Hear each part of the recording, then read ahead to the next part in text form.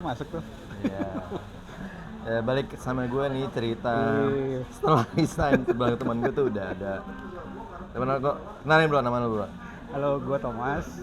Gue temannya Andri dari 2009-2010 lah. Nah, ini Thomas, gue panggilnya Masto, sama anak panggilnya Masto. Nah, gue kenal lu tuh di agency ya, di agency. Digital agency. Gak lama sih gue dia tuh di agency itu ya. Lu berapa lama sih di Bonds itu? Sebenarnya itu setahun sih. Setahun 2010. doang ya? Setahun doang, oke.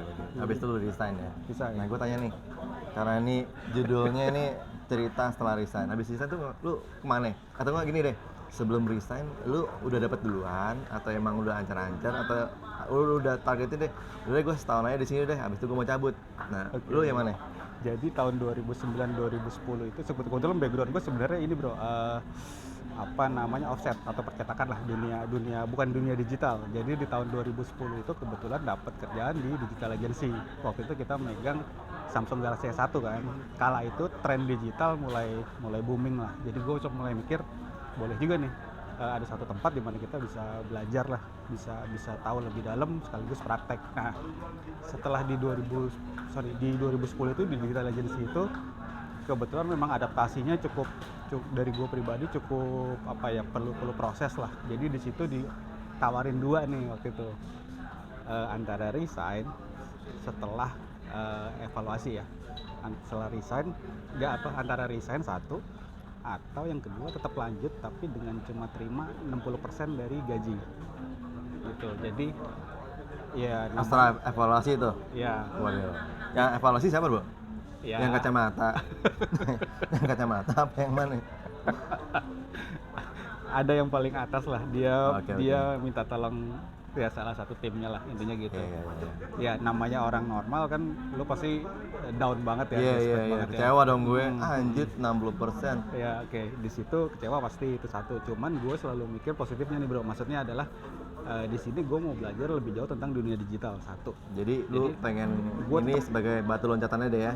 Bisa dibilang gitu, tapi gue tetap lanjut di situ sampai setahun. Jadi setelah setahun baru gue pindah lagi ke ke e-commerce, kebetulan perusahaan Korea waktu itu ya. Jadi ngomong ke gue.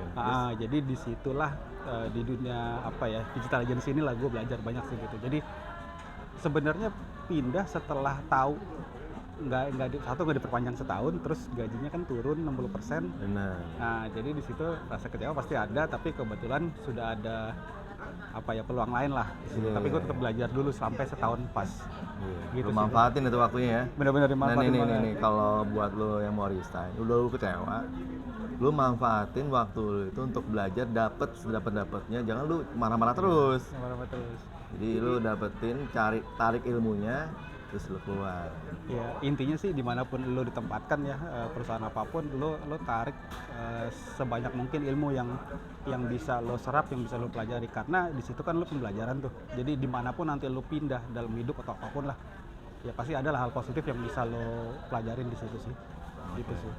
Nah lanjut setelah di Korea ini, terus lu kemana? Jadi 2012 sampai 2014 itu gue di perusahaan Korea e-commerce. Waktu itu kita jualan produk-produk Korea langsung dari Korea ya. Waktu itu cukup booming. Terus kebetulan ditawarin posisi yang memang langsung handle sekitar 12 orang waktu itu. Jadi ada tim sosmed, tim produk, banyak sih. Kayak agensi dong ya? Bukan, jadi produk kita e-commerce kayak kalau sekarang mah Bukalapak segala macam gitu lah. Internal ya? Iya. Jadi di situ belajar banyak karena di Korea ini kan sangat disiplin banget. Mereka bilang 1 jam ya 1 jam gitu. Jadi kalau lu ditanya sama bos lu misalnya berapa lama lu bisa ngerjain? 30 menit. Nanti menit ke-15 dia akan nyamperin, ngelihat progresnya. Intinya sudah sampai mana, ada problem atau enggak, terus kira-kira bisa nggak lu tepat waktu di 30 menit. Bagusnya di situ sih, jadi dikontrol di situ. Nah terus kalau dia bilang 30 menit ya benar-benar 30 menit dia datang ke ruangan lo, kan nanya udah selesai atau belum. Kalau misalkan ada kesulitan ayo selesaiin bareng gitu. Jadi di situ benar-benar dididik untuk kalau ada problem ya udah secara tim kita share apa sih problemnya. Mungkin sekarang Scrum atau Agile orang-orang pada tahu ya apa yang kita mau rencanakan, terus apa yang kita kerjakan, problemnya di mana itu di-share ke tim. Intinya gitu sih bro. Oke. Terus sekarang lu di mana bro? Nah, jadi dari 2014 itu sampai 2015 kebetulan gue ditawarin sama teman untuk bikin startup ya. Waktu itu kan lagi booming ya, startup Iya. tentang diving. Tentang boy diving ya, Nah, betul. itu di Sunter waktu itu. Jadi teman-teman kampus zaman dulu Setelah yang Korea ini berarti? setelah Korea itu. Jadi gue ngomong ke CEO gue untuk gue mau ini nih, saya mau apa namanya, mau resign buat bikin startup bareng teman-teman. Akhirnya Oke. dia ngasih oke, selama setahun kita struggle banget tuh untuk benar-benar jadiin. Secara konsep sih bagus sebenarnya ini ya, cuman eksekusinya mungkin ya, namanya startup butuh tim yang bagus, terus Iya. berdarah-darahnya, perjuangannya segala macam lah. Berapa lama sih itu? Setahun doang ya? Itu setahun juga, karena waktu itu dari pendanaan kan masih angel investor ya, Iya. belum banyak lah, belum banyak ini. Nah itu investornya personal apa perusahaan? Waktu itu personal 2 orang, jadi Oh, personal. kita waktu itu maju ke Tekin Asia ya, cari investor seperti biasa lah, Iya. sana sini lah, itu sih. Secara pasar kebetulan CEO kita teman kuliah gue juga itu punya teman-teman komunitas diver Diving, di Indonesia, dan Iya. mereka sudah nanya ke kita kapan mau launching, Iya, karena iya. komunitasnya udah siap nih, udah Oke. siap untuk pakai. Cuman ternyata dari kita memang internalnya belum siap untuk itu. Eksekusinya atau apa ini? Eksekusinya, jadi dari tim Market udah ada nih. market udah Yang ada. mau beli udah ada nih. Udah ada. Terus Market udah ada, kemudian secara konsep bagus.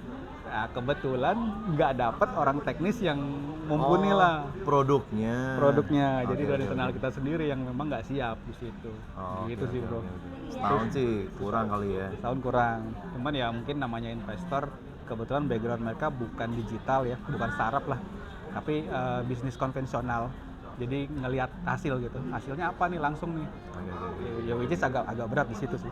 Benar. Setahun sih mungkin kurang kali ya.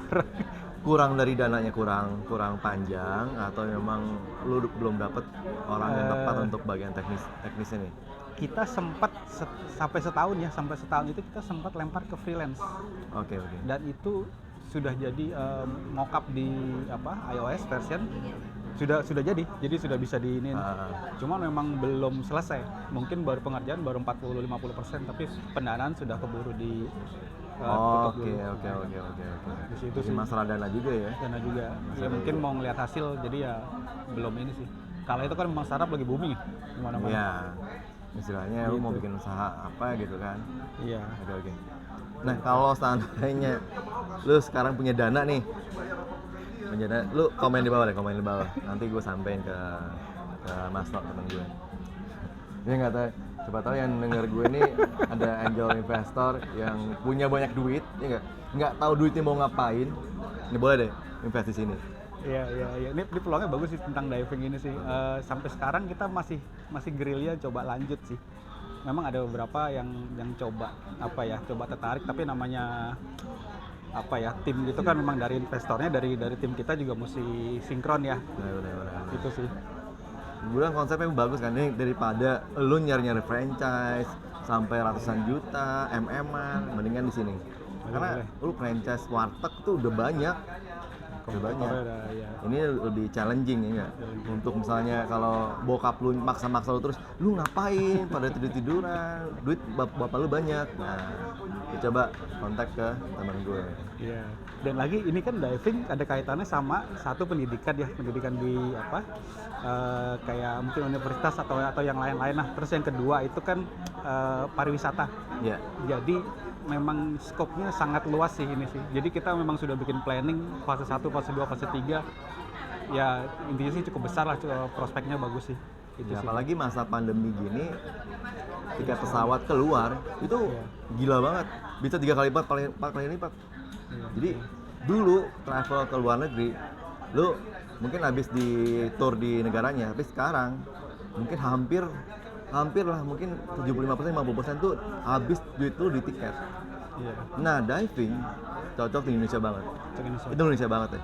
Betul. Jadi bisnis ini konsepnya udah oke banget, apalagi abis pandemi ini. Itu lebih oke lagi.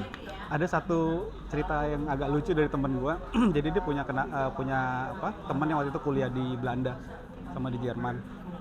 Pada saat liburan, si teman-temannya siap-siap itu, semangat kan. Mereka mau pergi gitu, katanya mau diving. Begitu ditanya di mana, di Indonesia. Nah. Jadi orang-orang luar memang berbondong-bondong datang ke sini untuk apa ya? Mereka mengagumi dan mengakui Iya. kalau Indonesia spot diving itu banyak banget dan bagus-bagus ya. Itu sih. Betul, itu udah kebukti ya. Ya, udah terbukti. Nggak usah cari-cari franchise lagi, punya duit langsung invest. Lu masih terima invest kan? Masih. Nanti timnya masih ada kok. Nanti kita tinggal itu. Siap. Ya. Oke.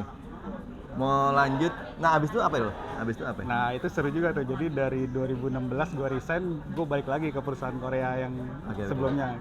Gue ngomong sama bos gue. Nah, ini bos gue ini tipikal yang leader ya, bukan apa ya, bukan bos lah. Jadi kalau ada masalah atau apa dia rangkul kita sama-sama jalanin gitu kan. Jadi di situ benar-benar belajar sales, marketing, konsep, terus kemudian ya sisi teknikal juga, presentasinya juga. Jadi gue kebetulan orang belakang layar tadinya. Iya. Nah dia itu apa namanya menggojlok banget buat kamu ikut saya presentasi, semuanya pakai bahasa Inggris ngomongnya intinya. Kamu ikut saya presentasi, saya mau suatu saat nanti kamu bisa presentasi menggantikan saya, intinya gitu. Jadi dari tahun 2016 kita bikin online trading system buat saham. Itu perusahaan-perusahaan gede, sekuritas gede ya klien kita. Jadi gue benar-benar buta tentang saham ya. Trading saham kayak Betul. bibit gitu. Ya, bibit Betul. kan reksadana ya. Iya. Nah kalau ini sahamnya, pokoknya perusahaan-perusahaan sekuritas lah. Ya, terus di situ 2016 gue bener buta, nasi bos gue ini ngajarin bener-bener Oke. flow-nya semua, jadi flow perdagangannya gimana, terus kemudian jam-jamnya, terus kemudian institusi ini sama ini fungsinya apa, segala macam sampai sedetail itu. Dan sisi teknisnya juga dia ngajarin, sama konsep bisnisnya. Oke. Nah konsep bisnisnya ini cukup bagus ya menurut gue ya, jadi kita provide termasuk source code, terus kita kasih training juga, transfer knowledge ya, terus kita ajarin sampai benar-benar bisa. Ada satu pertanyaan dari teman, kalau misalkan kita kasih source code, kita kasih apa ya semuanya ke klien, terus nanti kalau klien udah dapat semua, udah selesai, dia nggak ini lagi dong ke kita dong, Nah, putus gitu kan, jadi nggak ada ketergantungan apa-apa lagi dong, kita rugi dong dengan gitu kan. iya. Ternyata konsep bos gue adalah ibaratnya lu ke toko kue ya, lu beli kue, terus kemudian lu dikasih tahu blender yang bagus apa, resepnya gimana, diajarin sampai bisa, sampai suatu saat lu bisa bikin toko kue sendiri. Iya. Sementara kita tetap develop teknologi baru yang upgrade dari sistem kita yang tadi. Jadi mereka sudah terbiasa pakai sistem kita, ya udah kita tinggal kasih supportnya aja untuk seterusnya itu sih. Ya, lu belum ketemu aja misalnya yang lu udah kasih source code, dia nyari kompetitor lo, nah kan dia akan share source code lo. Tapi memang source code ini cukup complicated ya, jadi memang butuh orang yang cukup dalam lah untuk bisa menguasai gitu sih. Itu sih bro. Jadi dari 2016 gue join dia sampai sekarang sampai 2019 gue sempat resign juga. Terus kemudian 2021 gue join lagi, jadi bolak-balik nih. On off. Intinya gitu. Jadi satu bos hal. lu nggak kesel? Anjing. Keluar masuk. Justru dia tipikal gaji naik nggak? naik dong pastinya. Naik ya. Jadi intinya ada satu momen di mana gua berapa kali gantiin dia pada saat dia ke Korea, jadi kita presentasi di depan regional direkturnya dari Singapura atau Malaysia segala macam. Wah itu rasanya bener-bener yang awalnya nggak orang belakang layar lah, tiba-tiba lo di depan, lo presentasi di depan direktur dari luar gitu kan. Nah, itu gua sempat 1-2 hari untuk persiapan kan. The bos gua bilang, kamu pasti bisa gitu kan kamu sudah ikut saya segala macam, saya udah ngajarin segala macam, kalau emang ada kesulitan, ada pertanyaan apa, kita diskusi gitu. Jadi ya udah. Iya, sebenarnya dia pengen ngomong juga karena COVID juga, dia itu juga sini. Iya. Tapi kemarin gue udah bolak-balik sini. Udah bolak-balik ya. Mungkin ditendang lagi kali lu. Oke. Gitu sih bro. Jadi dari tahun 2010 sampai 2012 ya banyak lah perjalanan yang bisa diiniin lah. Sip. Mantap banget sih. Gitu. Nah, dengan dengar cerita ini ya, membuat kita semakin percaya sama diri kita sendiri dan yakin pada Tuhan Yang Maha Esa. Karena yang semua ini yang terjadi itu nggak lepas dari keyakinan kita pada Tuhan Yang Maha Esa. Dan penting juga untuk percaya pada diri kita sendiri. Kalau lu nggak percaya sama diri sendiri, gimana orang lain mau percaya sama lu? Iya, itu benar. Benar nggak bro? Betul. Ada yang mau disampaikan lagi bro? Mungkin ini buat teman-teman yang masih kerja, mungkin ada unek-unek yang selama ini, aduh gue mentok nih, gue Karir lu mentok gitu, gaji nggak naik-naik, posisi nggak naik-naik gitu kan. oke, bisa jadi lu orang yang benar tapi di tempat yang salah. Iya, iya. Itu ya, jadi kalau emang udah ngerasa seperti itu karir lu mentok, ya udah coba cari peluang lain. Tapi kalau misalkan memang benar-benar mentok, ya udah, memang itu memang udah waktunya ya, udah waktunya resign, daripada lu tetap di situ tapi tetap bersungut-sungut nggak ada action, buat apa juga gitu kan. Tapi lu jangan buru-buru resign Jangan juga. buru resign. Lihat Betul. dulu posisi lu. Betul, lihat Masih dulu ada banyak nggak? Ya kan? Ada tanggungan nggak? Nah iya, itu juga sih, Iya kalau kan? buru-buru resign lu lihatlah tanggungan bulanan jalan terus gitu kan, Betul. nggak mungkin langsung resign lah. Iya, iya. Intinya gitu sih bro. Seenggaknya lu cari pegangan freelance kayak Iya, apa kayak. betul. Atau investasi saham bisa. Nah itu. Investasi di tempat lu di mana, Bro? Kita bikin aplikasi saat ini di Bright, BRI dan Reksa Sekuritas. Nanti cari aja di BRI ya? App Store ya, Iya. BRI punya App Store ataupun Play Store. Oke. Itu aplikasi cukup lengkap, jadi ada saham, ada reksadana, ada obligasi. Cukup lengkap lah dibandingkan kompetitor lainnya. Gitu Nah, sih. ini pas banget di masa pandemi dan resesi kayak gini kan. Betul. Lu mau dagang apa? Ini nggak? Betul. Lu punya duit banyak, mumpung lu masih punya duit, lu invest aja. Ya, ya. Antara dua, duit lu habis atau lu kaya. Tapi jangan mikir duit lu habis dulu, mikirnya kaya aja. Oke, Ya, mikirnya nanti kaya. linknya sekarang gua share di description di bawah. Sip. Oke, thank you bro. Thank you ya.